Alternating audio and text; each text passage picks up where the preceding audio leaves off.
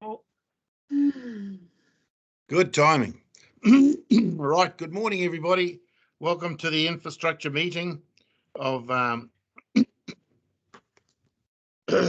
sorry about that, of the 9th of September. And to open the meeting, because I'm having such problems, because of my internet connectivity is poor, there is a risk that I may not be either, maybe either temporarily or permanently cut off. Rather than have the meeting disrupted, I'll be vacating the chair for today's meeting. An acting chair will need to be appointed by the committee, and I'll hand over to the democracy advisor to conduct that process. And hopefully I'll have enough voice to keep going too. So if you could do that, please, Carolyn. Thank you. Could I call for nominations for an acting chair for today's meeting, please? I'm nominating Worship. Good. Shelley Deeming. No, thank you. I'm sorry, I can't accept because I don't have a second screen to work from. Yeah. I've nominated a Worship. If I get more than one nomination, I'll have to conduct the voting exercise. Oh, who was the other nomination? You. Carol's got a hand up. Yeah, Carol seconded it. I'm seconding the motion for the Her Worship the Mayor. All those in favour? Aye. Right. Thank you. Thanks, team. And it is a situation we would rather not be in this virtual room, but thanks, Greg. And hopefully you can remain within our meeting. We have covered that off. That's totally appropriate for the chair, even though he's vacated a seat, to remain in the meeting. So do we have everybody in the room? I haven't done a count and I'm being blinded by the light this morning. Can I confirm that everybody's present, Carolyn? Yes, Councillor Connaught present? Yes. Yes, so everybody's here now. Excellent. So item 3.1, the minutes of our infrastructure meeting held on Thursday, the 12th of August. Can somebody move that there a true and correct record of the proceedings of that meeting? Councillor Reid is moving, Councillor Connaught is seconding. Any corrections or amendments required? I'll put that motion. Those in favour, aye. Aye. And against? Carried. Item 4.1, page 7 of the agenda, contracts approved under delegated authority. The recommendation is that the Infrastructure Committee note the infrastructure contracts awarded under Chief Executive and General Manager delegated authority. Do I have a mover for that recommendation? Thank you, Councillor Deeming. And a seconder, Councillor Murphy. Thank you. So, any open for discussion? In my view, it's business as usual. See no reason why we wouldn't accept the report. Thanks, Your Worship, I have a question over contract 19021. If there's someone who can answer a question for that.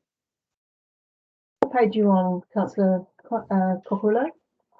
Well, according to the document, it's page 13, but according to the electronic, it's page 15. It's the litter control and CBD custodial duties. That's correct. And your question is?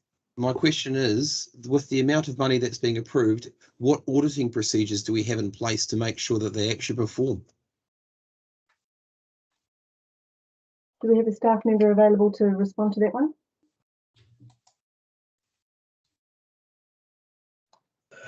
Yes, Her Worship, Sue Hodge here. Thanks, there are key performance indicators in the contract, and they're measured and monthly meetings are held. To date, all key performance indicators have been met. Your Worship, is there any key performance indicators referring to the amount of litter that's still noticing around the streets? What's that got to do with this? This is a contract for litter control and CBD custodian duties. And one of their duties is to pick up rubbish from around the streets. So I'm asking, is there any monitoring facilities about that process?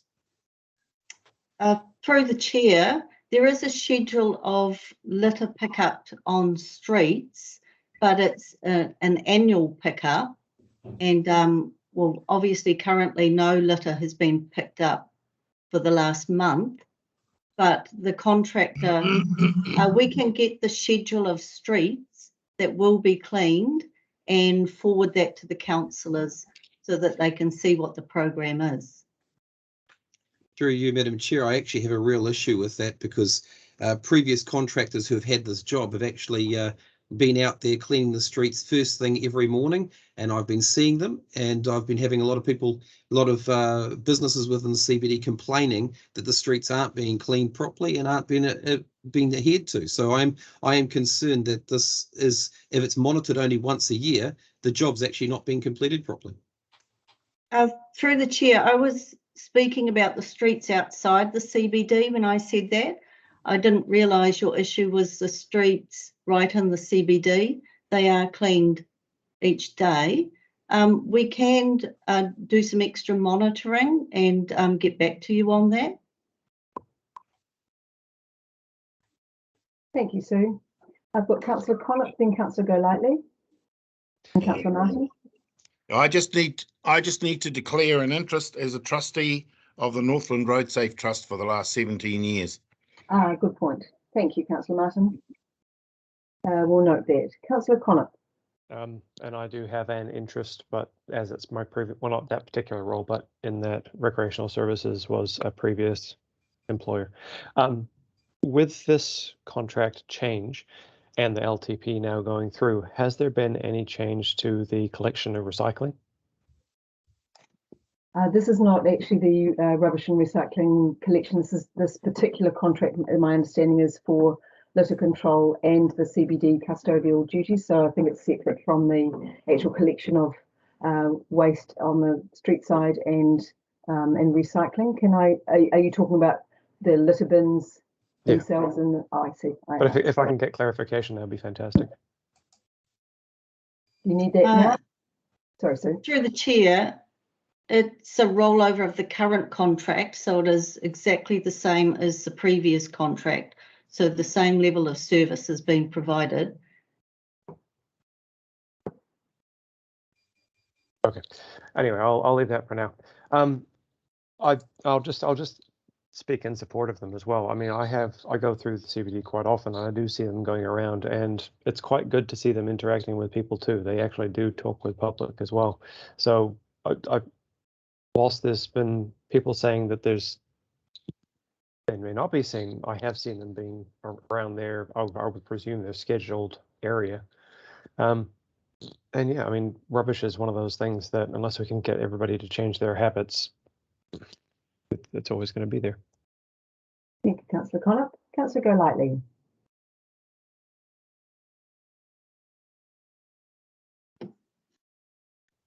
Sorry, thank you, Your Worship. Yeah, just sort of following on from Vincy a little bit. I have difficulty in justifying a doubling of costs.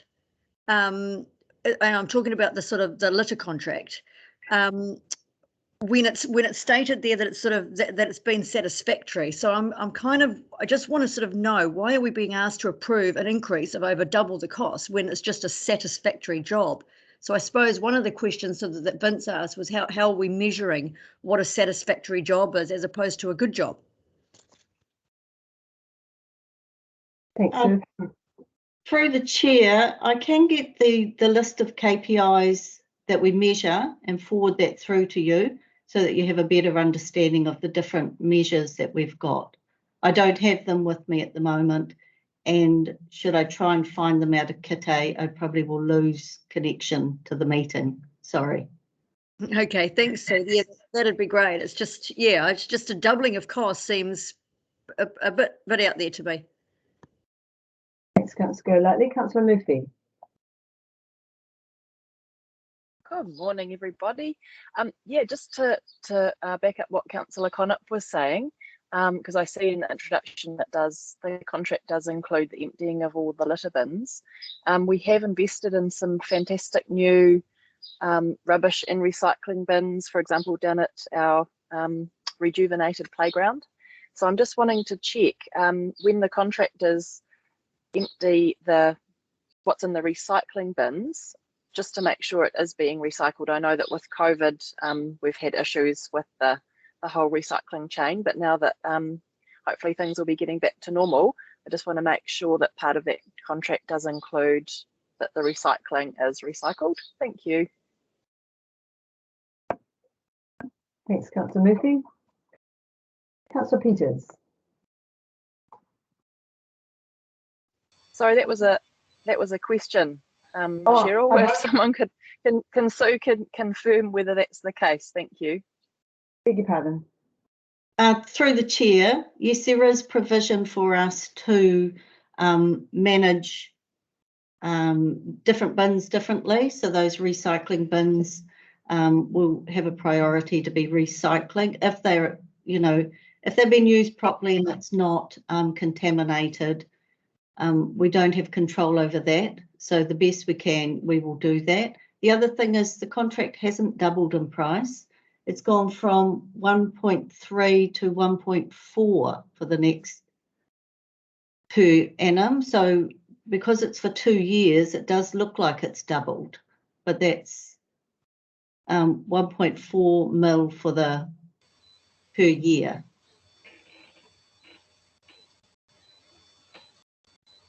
Councillor Peters. Thank you for your work. It is nice to live in a city which is clean. And also I appreciate the cleaning along the rural corridors. I wondered, do we put up the signs, stop littering? Because there's a sign on the State Highway 14, and I wondered if that was a sign we put up. I actually think, when I look at it, I think that that's more visually polluting than the litter. Through the chair, I'm not aware of who's put the sign up on State Highway 14. And just bearing in mind, we're talking about contract extensions, but Councillor Golightly, you had your hand up again, and then Councillor Cutful.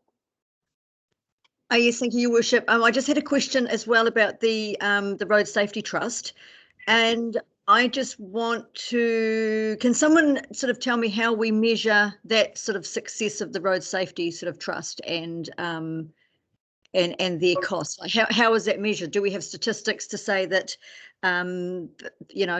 road safety is better, or how do we measure that?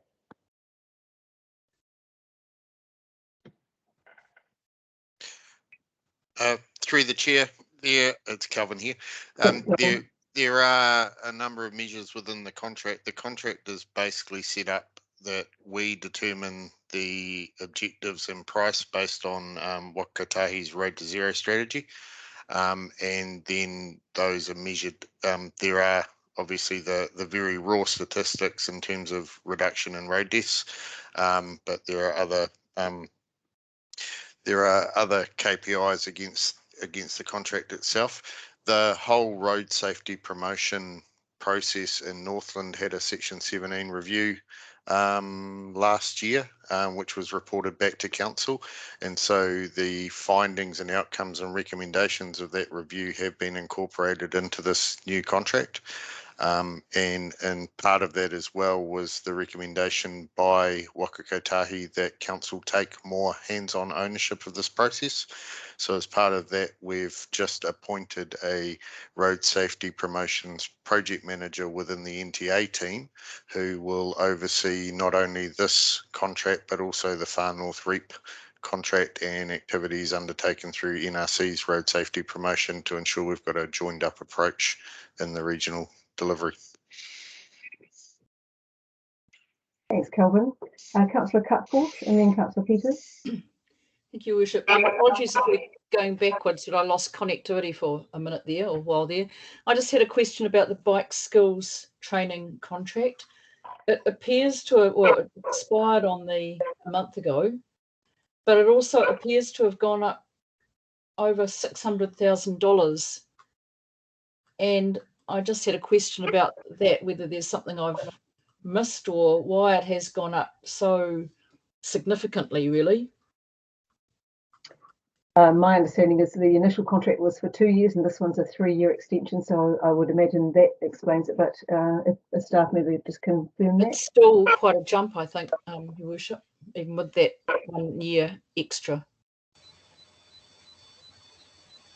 Am I right or wrong? Thank you. Can we have a staff member respond to that? Thanks, Colin. Apologies, through the chair, I was trying to find my mute button. I'll have to come back exactly on the driver for the increase. I do know that this is a buyer set price contract, which means that basically the services delivered are, and the value of the contract is driven by the funding allocated to it. But I will come. I'm not completely across the change in contract value, so I'll need to come back and report back to council on that one. Not a committee, sorry. Thank you. I'd quite like just a little bit more detail about what the actual contract is involving now too. Thank you. Kelvin, just while you're there, is this Waka Kotahi funded or subsidised? Through the chair, yes, this is a subsidised activity as part of the road. It's part of the same budget as the road safety promotion. So there's an entire budget that covers bike skills and road safety promotion. Okay. Thank you. Councillor Peters? Oh, sorry, I'm still on the signs. Who is responsible for, how do I find out who's responsible for putting up signs? And also who's responsible for taking down signs? The sign for Puri Park has been up for several years and on Highway 14, and I wondered that it was still there.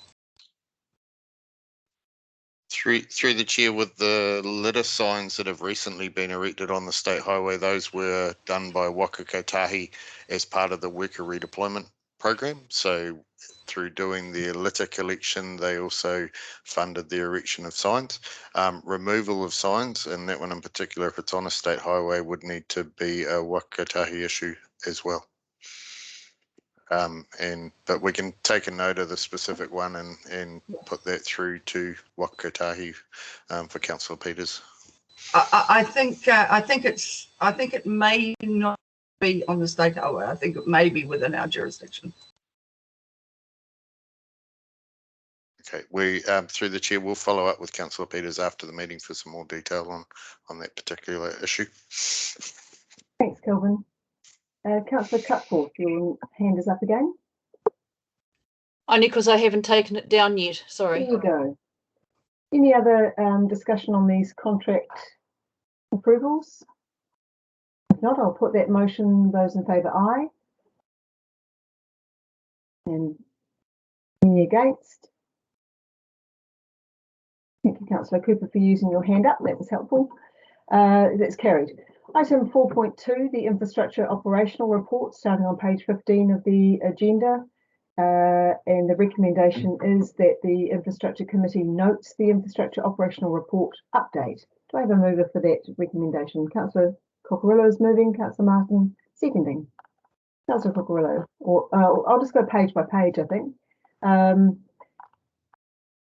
Page 19 is the first one that we get information.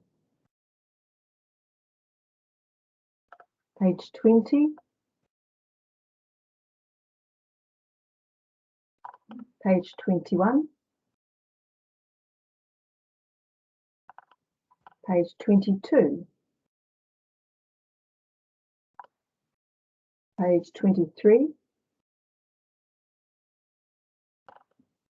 Page 24. Page 25. 26. Councillor Cockerillo. Sorry, Your Worship, I should have said page, I was trying to put my hand up on page 25, but basically the question I have for the staff is, when it comes to the update to the engineering standards, Has there been any review over the footpath widths yet?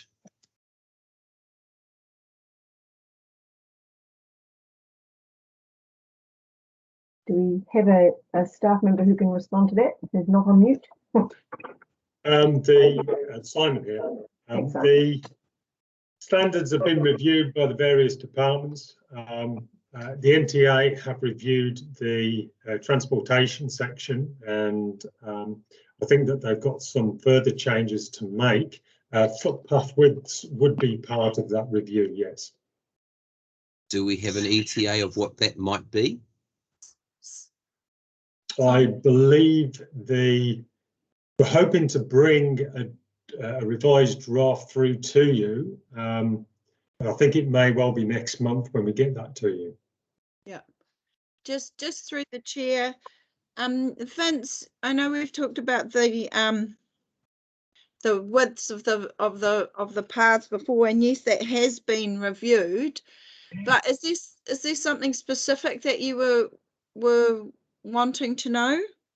It's just as in particular to the engineering standards. The previous standards are all still got their widths being at 1.4 meters, when we've actually got urban areas and also rural areas. When the footpaths are being created, they've been created far too narrow, and we're actually having people, which, especially under COVID, when they're out walking, 2 meters is the minimum width that a footpath should actually be. And especially when you've got with prams, when you've got people walking past.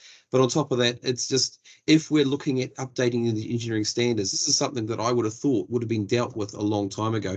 As I said, we've got a lot of footpaths out there which are under 1.4 meters. Actually, some of them are only 900 meters around the urban area, which is just too small for a lot of the stuff which is happening on them at the moment. So that's why I'm asking this question, and why I'm seeing if there's actually been any changes made to the actual width.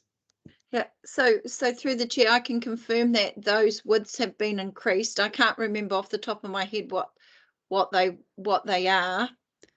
What comes to mind is that they're 2 meters, but don't forget that the engineering standards only, that's moving forward, so that, you know, the ones that are already narrow, they will only be widened if there's new work done on them.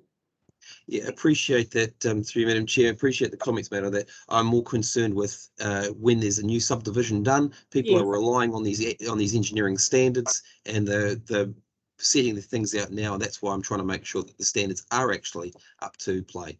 Yep. So they have been increased, and if you want, I can get the exact increase for you and get that information to you.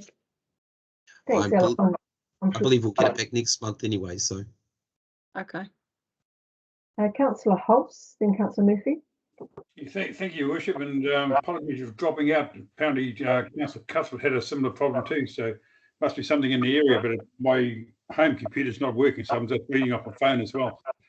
I'll just go down to the development contributions, and it's good to see that we've had a really good lot of coming in this past year, but interesting to say that next month it'll be under a new infrastructure planning department. Well, where did that new thing come from? Because development contribution is integral to our roading and other networks to make sure we get it to spend, to make sure councils keep their eyes across it. At the moment, I haven't been advised that we're going to set up a new infrastructure planning department. So what's the story behind that? I can answer that question. As part of some of the structural changes that we've had within the organisation, what we've done is we've taken the planning team that was formerly part of Capital Works, moved them so that they're their own team, and in there is asset management and also development contributions. And in putting them together, I'm hoping that we can get better connectivity between our asset management planning, forward planning, what's happening through changes in legislation and standards, and development contributions. Yeah, just further to that, I can understand what you're trying to do, but every time that happens, it drops away and there's less councillors' eyes on it. We're losing just about 80% of this department's input now. It's just, we might as well have a meeting to say, well, accept staff reports. because we aren't discussing issues that really make a difference to the district. And the development contribution is one of those things we brought in to secure an income stream to make sure it assists us doing our work. So councillors need to know what's going on at all times. Thank you. Yeah, quite agree. The planning team is still part of infrastructure. It's focusing on infrastructure planning, and there'll be greater focus on development contributions being part of that new team. Thanks for the explanation. Thank you, Simon. Councillor Murphy, then Councillor Connaught. Thank you, Cheryl. On the bottom of page 23 of the eScribe package, engineering plans. One of the developments there, we've got Traverse Limited right turn bay in Whangarei, and I'm just wondering where that is. That must be part of the subdivision at the end of Tamaika, but if staff could just talk about where the right turn bay is. Thank you.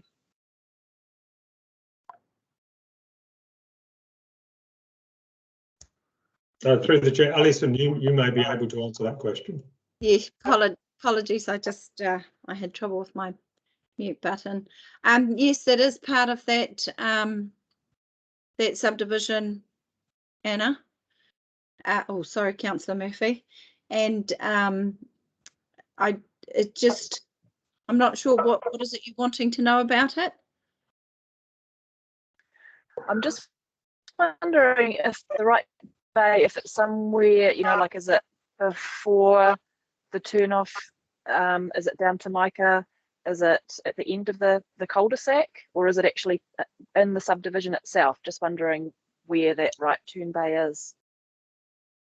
Just through the chair, if I could just make a comment. We do have later on today in our workshop, we will be talking about subdivisions around the district, and in actual fact we could probably answer all the detailed questions around the Tamaika development during that meeting. We may even have some slides that show that. Thank you, Simon. Sure, that would be great. Okay, Simon, I'll wait till then. Thank you. Councillor Connaught. Mine wasn't anything specific to the list that we have in front of us, but it does deal with infrastructure and signs. Just visiting the new Poe Island bike park area with the new signage that's been installed, and I've sent a CRM through this. I just thought I'd make a mention in this as well. The no right turn at the exit of the actual parking lot is up here. You can't actually see the no right turn as you're exiting, and so many people were turning right out that exit. Also, there were people entering through that exit as well, because there's on the other side of it there's no entry signs. So just when we're doing those, I mean, I know it would be standard for on a roadway or whatnot for visuals, but when you're parking at the end of it, a lot of people are looking down here as opposed to above their little shade area in their car. It might be all right with a truck, but it's not for a usual car. So I have sent a CRM through it, but I just wanted to raise that. Thanks, Councillor Connaught. I think we're up to page 26, page 27, 28, 29. 29, Madam Chair. Page 29, Councillor Cocorello, then Councillor Innes. Basic page 29. I noticed that it's with all the sewage spills and things like that. Are any of these major sewage spills? I understand all sewage spills are a major thing, but I'm more talking about whether these were recorded against central government's view about this council not managing their sewage properly.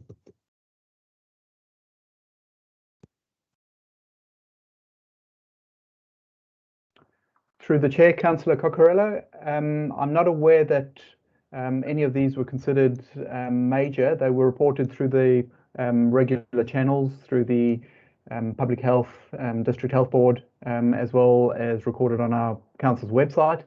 Yeah, in terms of, I'd need to look into that, the criteria for what constitutes a major versus just one of these relatively minor ones, and get back to you on that. Thank you, Simon. Councillor Innes.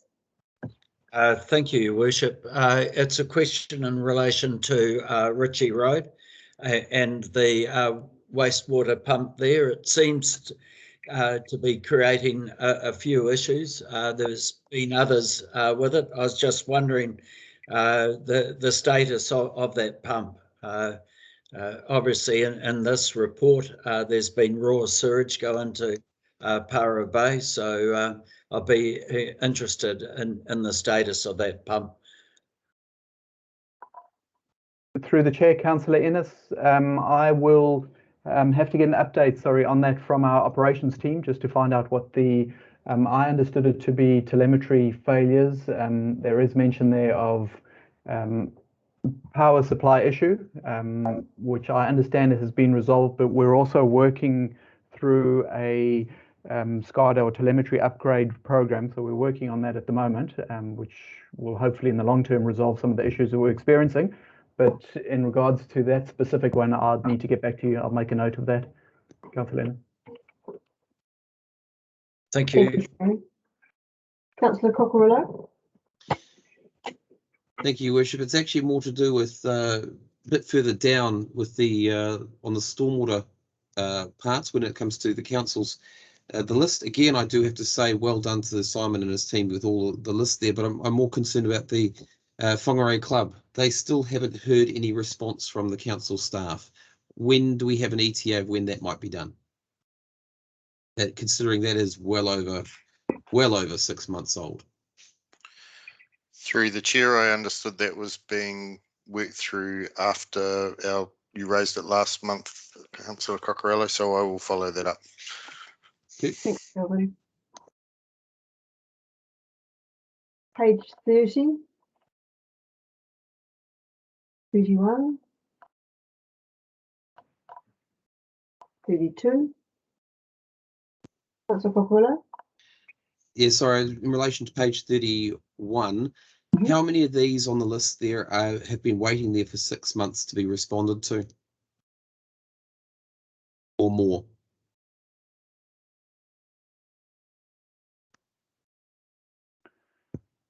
Through the chair, Councillor Cocorella, I'd probably need to do a report on those. I know in the CRM system they do have updates occasionally, so it would be a case of going through each one and just seeing when the latest update has been added. Yeah, through Madam Chair, the reason I'm raising this is several months now, a lot of these items we're seeing them, they're saying under investigation, there's nothing actually happening. So and some of these have been on there for well over 6 months. So I'm just conscious for us as a council going forward, making sure that we are progressing our district, that items aren't staying on the list just for the fact of staying on the list, they're actually being processed. Through the chair, in future, what we'll do, instead of just putting under investigation, we'll give you a little bit of narrative as to what's happened over the last month. Thanks, Simon. Councillor Collett, then Councillor Murphy. Mine was just on a similar one to what Vince has just brought up. One of our regular customers, is one of the terms, has an issue that's near the Pines Golf Club, which has those culverts that go under. We had blockages at the July flood, but then recently with the recent storm, that's reblocked up. He has mentioned it and said that the fact that we're not dealing with it, it was on one of the lists from one of our past agendas, but I'm just wondering if there is any update for that particular one, because in a similar vein to what Vince was just saying, it's the updates of those to actually get the rest of them done, as well as the ones that are frequently blocking up what's happening with those. Through the chair, Councillor Connop, the one near the Pines Golf Course is one that I'm actually not familiar with. I don't recall it having been on any of the past lists, but it may be something that is a CRM for roading, so I don't know whether, Calvin, you've got any comment on that one? Through the chair, I would need to go back and check with the team on a specific culvert. So I'll get Tanya to make a note of that, and we'll follow that up with just check if there is a CRM. The large culvert that's just before you get to the golf club on the left-hand side. Well, it goes underneath the road, which gets blocked up with debris, just FYI. Thanks, Councillor Connor. Councillor Murphy, then Councillor Reid.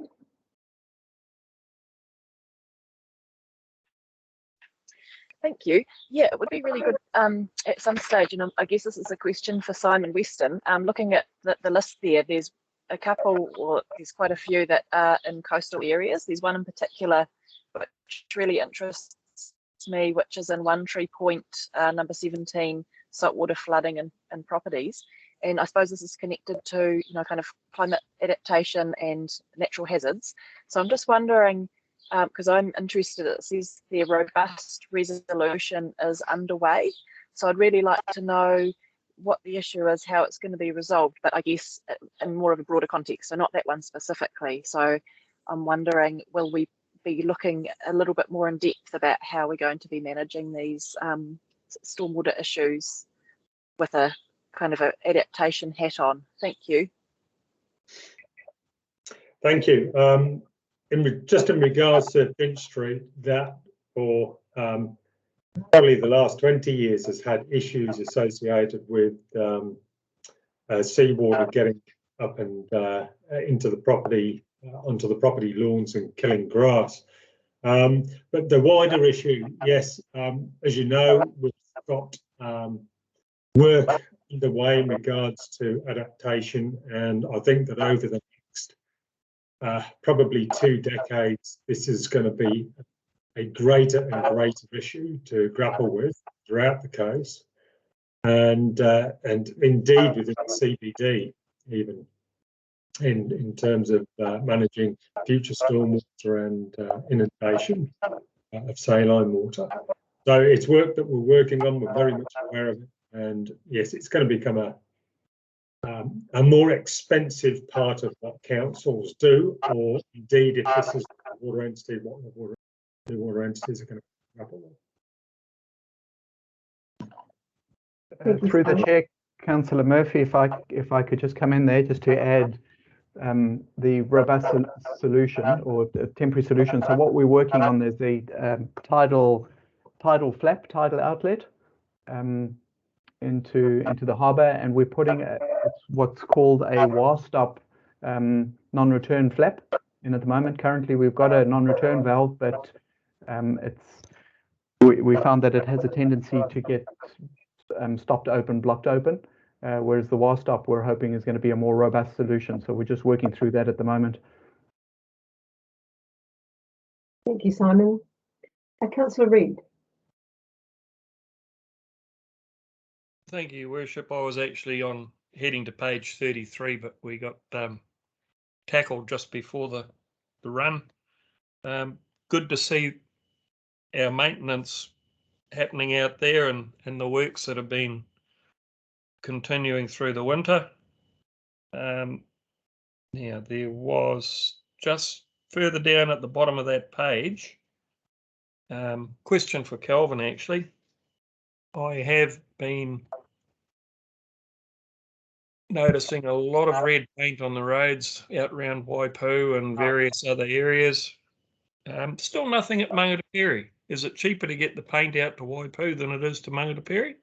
Just the question, Kelvin. Through the chair, my understanding is the painting of the roads is aligned with the changes associated with speed limit reviews, and the Waipu area has been done, so this is part of that. So when each catchment is done, then the infrastructure associated with reinforcing the new speed limits is carried out at the same time. Oh, very good. I see they even widened the road a little just before the village there, so Ken can still get his big four-wheel drive through the town. Thank you for those observations, Councillor Reid. Councillor Cockerillo, then Councillor Murphy, then Councillor Cooper. Your Worship, page 33, we've just got there, when we talking about roading, The lights on the bridge, Te Mauparu Bridge, it seems to be failing again. Is there someone monitoring or regularly checking up on those? Through the chair, yes, there is a monitoring and checking process as part of the contract. I hadn't heard of any increased failure rates, but I can follow up with Brendan and see what's happening there. Thanks, Kelvin. Councillor Murphy. Hi, this is one for Kelvin. Hey, Kelvin, I know the speed limit reviews, so we're waiting really to see what changes are coming out of central government. I'm just wondering if you can update us at all, because all the catchments are waiting on that, I suppose, before we can progress. Any news? Through the chair, we are not necessarily waiting on central government. We are contributing to their current setting of speed limits rules feedback, but the majority of our program is based on what we knew was coming from that. So I'm just looking in my emails to see the latest update I got from Sean.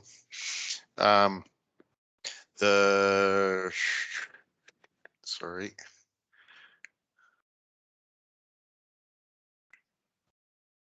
I believe it's just that I know. Yeah, sorry, I believe in October the next paper is coming to council, but I'll need to just confirm that. What I will do is go back and, as part of our question and answers, provide an update on the speed limit review program back through Tanya. Thanks, Kelvin. Councillor Cooper. It's not really council business, Your Worship, but I was just saying with Councillor Reid that with the red paint comes speeding tickets, so he can have it in Whangarei as far as I'm concerned. Thank you, Councillor Cooper. Councillors, just wrapping up page 32, I just wanted to make a comment about it's pleasing to see that we've got a new staff member who's a graduate in microbiology from University of Otago in the lab. Good work. So, gone past the red paint, page 34, 35. 35, Madam Chair. Just a question in relation for Sue in the Parks and Recreation area. During the COVID lockdown, the parks were all cordoned off, yet the skate park down at the waterfront area was still being heavily used. Was there any monitoring done on that? Through the chair, playgrounds were taped off during level 3 and 4 lockdown. The skate park at Riverside was fenced off after a request from the police. The skate park was still being used with the fence being lifted off. They basically just opened up the gate and just walked in and used it, so it wasn't actually being secured at all. Through the chair, enforcement of the lockdown is a police matter, so the police were monitoring the site. They asked us to fence it. We didn't have staff going out to monitor the fence. We were not asked by the police to go and re-establish the fence either. So we were led by the police in that matter. Okay, so then maybe a comment needs to be made back to the police about the site.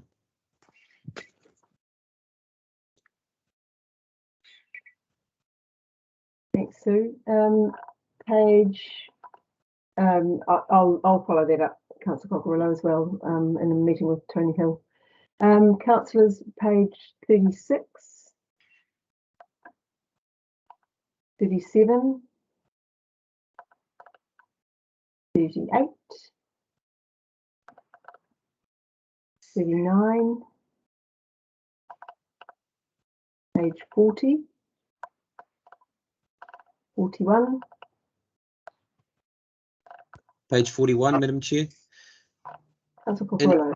Yeah, in relation to the capital works program for the the normal water pipes, and I'm conscious of the 3 water funding. Was any money actually set aside for renewals of old pipework, for example, the Morningside area and also Whangarei, which have got some fairly old, sorry, Regent area, which have got some fairly old pipework in there. Yeah, and Glenmore here through the chair. Yes, most of the capital funding that we've had is for renewals, and we obviously do it on a priority basis so that the mains that get done are the ones that are causing us immediate problems. For example, the main along State Highway 1 is being replaced at the moment between Portland and Whangarei. And that had burst about 5 times in a 6-month period. But we do have a program of works that covers the whole of the district on a priority basis for renewals. I'm just quite conscious with the Morningside area being fairly old, an area of the old pipes, and the council has highlighted that the Morningside area is high slippage. So I'm just conscious of our pipes in those areas with the leaks, that's all. Yeah, through the chair, the priority pipe in the Morningside area is the one that goes up Hill Street towards the Anzac Reservoir, and that is certainly on our programme over the next few years. Thanks, Andrew. Councillor Cutforth. Thank you. Just back on page 40, the algal bloom at Wilson's Dam. We've sort of heard about this now for, a year or something, and we just go, oh, that's sad, let's carry on. I just wondered if we could have a bit more of a detailed, or either now or later, just a bit more of an explanation. I'd really appreciate what is the algal bloom? What do we think is causing it, and why do we think it's taking so long to actually sort?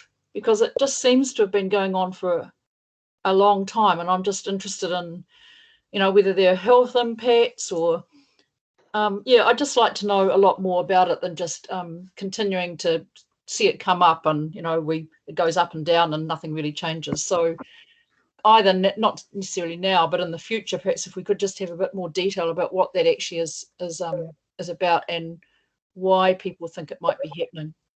Thank you. Through the chair, what we'll do is we'll provide more of a detailed report on that through the briefing, probably for next month. Cool, thank you. Thank you, Simon. Councillor Reid. Thank you, Your Worship. Just, I would suspect that Wilson's Dam, its lack of water movement, knowing its location, you get very little wind effect over the top of the water. I would suggest if you threw a couple of jet skis in there each week and went for a blaze around the surface, you might find there'd be a change. Then, if I can, just while I'm here on the next page, the new filling points for water tankers. Could I possibly have a list of where they are, just as a matter of interest, partially self-interest, because that's part of my business. Thank you. Yep, through the chair, we're still working on the exact locations, but it looks likely that the next one that will be constructed is going to be in the Whangarei area. We're just negotiating with the roading department and the landowners out there. And we've also got investigations undergoing at Whangarei for one there. So those will be the next 2 on top of the ones that already exist, obviously in Whangarei Road and in Syme Road at Ruakaka.